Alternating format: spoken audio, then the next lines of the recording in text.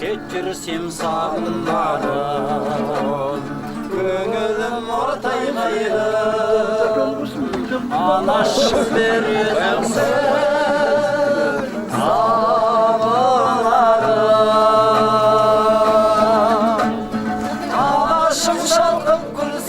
Around a dish of succulent lamb prepared in the traditional manner, the hunters give thanks to Allah and without losing a minute start to devour the delicious meat.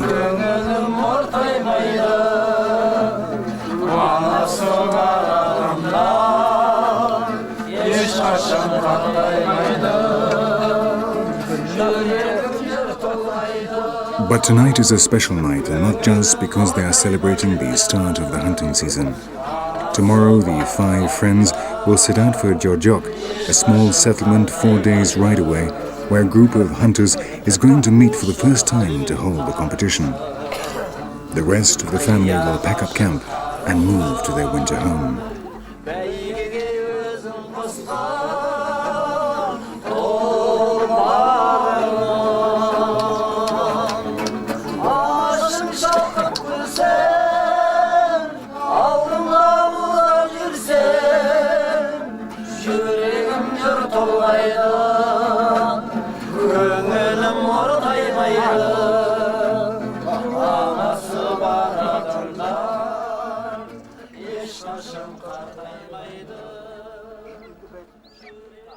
With all the calm in the world and still feeling the effects of the previous night's vodka, Kumarkan, Aldaikan, Talaikan, Shekan and Kosan prepare their horses for the long journey.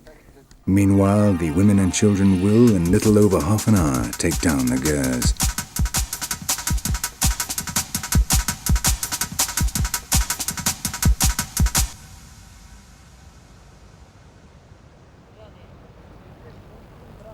Unlike the other nomadic tribes of the country, the Kazakhs spend the winter in small houses made of wood and adobe in the lowlands, which make the temperatures of 45 degrees below zero, normal at this time of year, slightly more bearable. They are seasonal nomads. That is, they only migrate 4 times a year, coinciding with the seasons.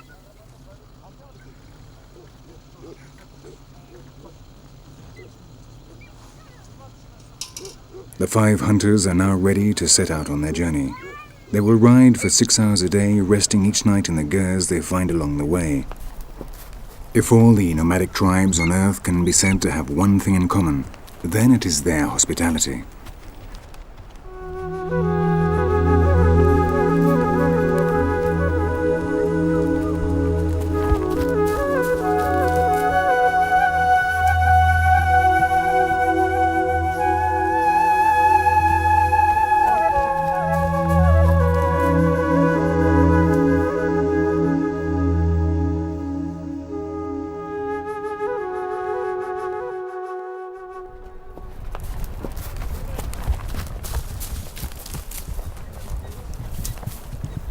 Of the 400 Kazakhs it is calculated continue to practice hunting in this region, 72 of them have decided to enter the competition, some of them coming from over 300 kilometers away.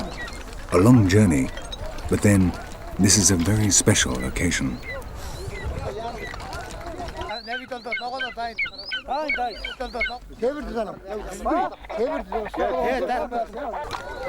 They all come dressed in their coats called chapan and the characteristic caps of silk and wolf fur, which are called kepesh.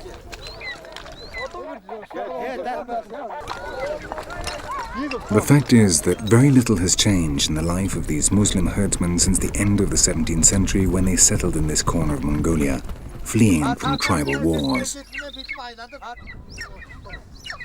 A century later, after a number of devastating incursions led by a Manchu emperor and which annihilated the Mongols of the region, the Kazakhs gained control of this harsh, extreme land.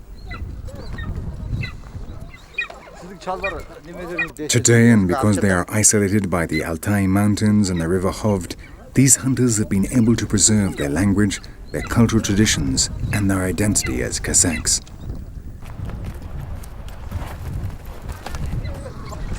A common characteristic among them are the owl feathers that decorate their kepesh, the thin black stripes of which represent the verses of the Quran, a kind of lucky charm that protects them and brings them good luck during the hunt. The tomaga, the hood that covers the head of the eagle, is also decorated with silver incrustations, a sign that the owner is not doing too badly in life.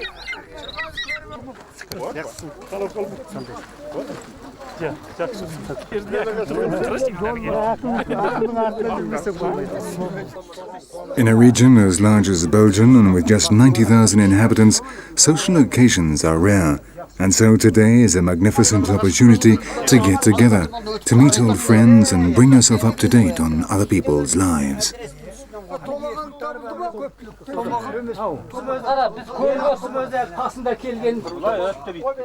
The atmosphere inside the HEIRS is extremely animated. Gathered around in many different groups, the hunters recount 1,001 battles of their days out hunting. After all, though we are in a remote corner of the planet, they are hunters, and we all know what hunters are like.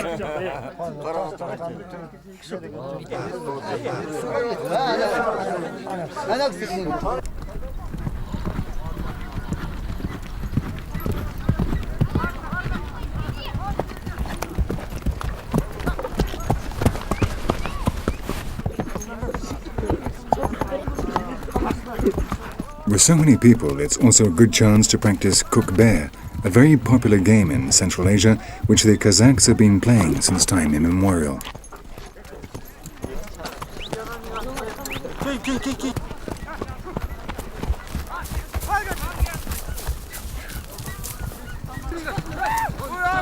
Banned during the Soviet era, cook bear has virtually no rules, though in each country it is played in a different way. The Kazakhs compete in pairs, and the entire game consists of getting hold of a sheep or goat skin. At the end, the winner leaves the skin on the ground for the other competitors to fight over.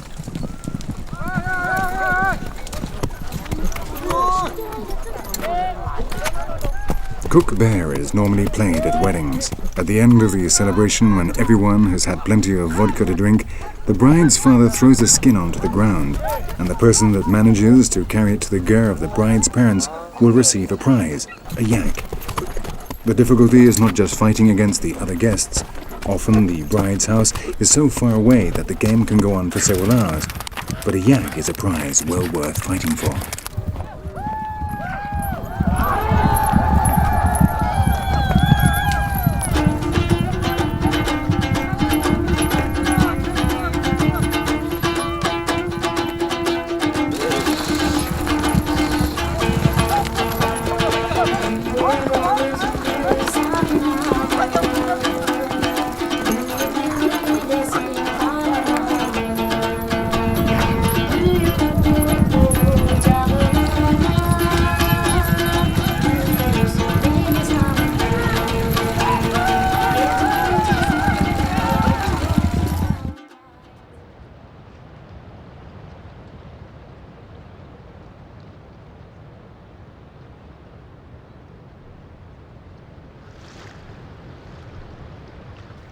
The day of the competition dawns clear and sunny.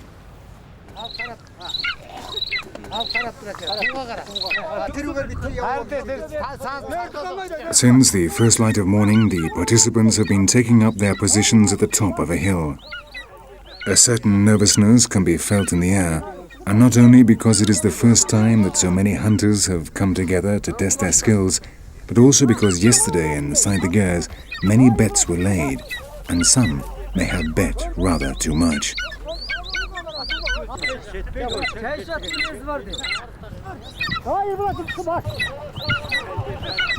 The first part of the competition consists of releasing the eagles one by one on the signal of a pennant towards a fox skin pulled along by a horse.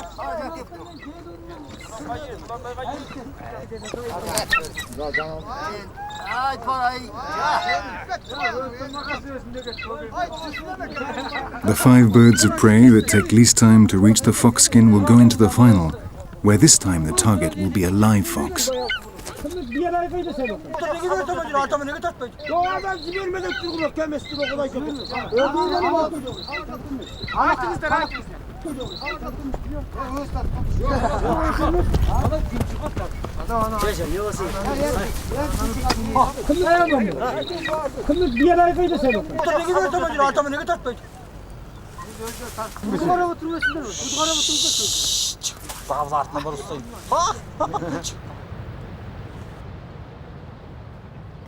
Evening is drawing in and the 5 finalists are ready for the grand final.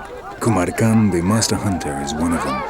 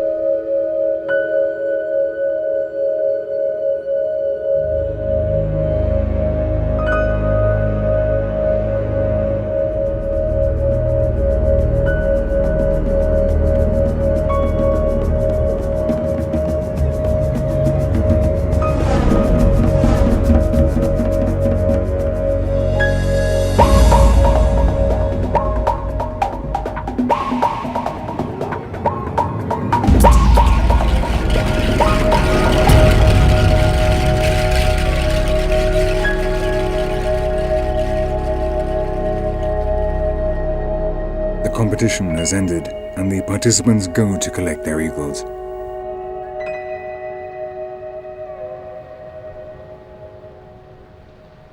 Kumar Khan was not the winner, but he doesn't mind too much. Next year he will return with his son Talai Khan and his friends to once again share an art and a tradition which here remains alive, but which unfortunately in his homeland, in neighboring Kazakhstan, died out long ago. With no noisy farewells and more or less in silence, the hunters slowly leave Joyjok and head out into their world of infinite spaces and vast horizons.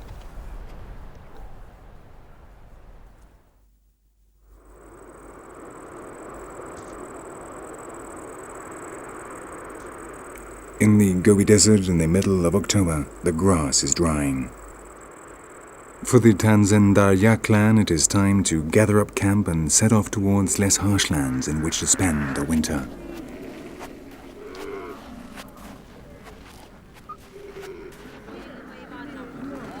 The cattle and part of the family left at daybreak, while the rest have remained loading the camels and organizing the caravan.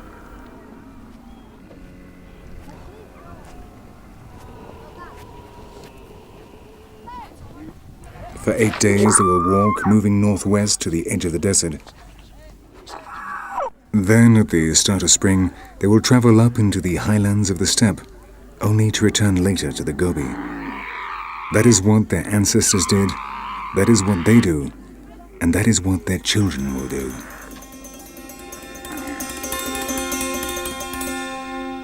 And that is the story of 3 ethnic groups that live in a world of constant movement, struggling to preserve their most valuable treasure, their culture, which little by little is being wiped out by a society engaged in a headlong rush towards globalization.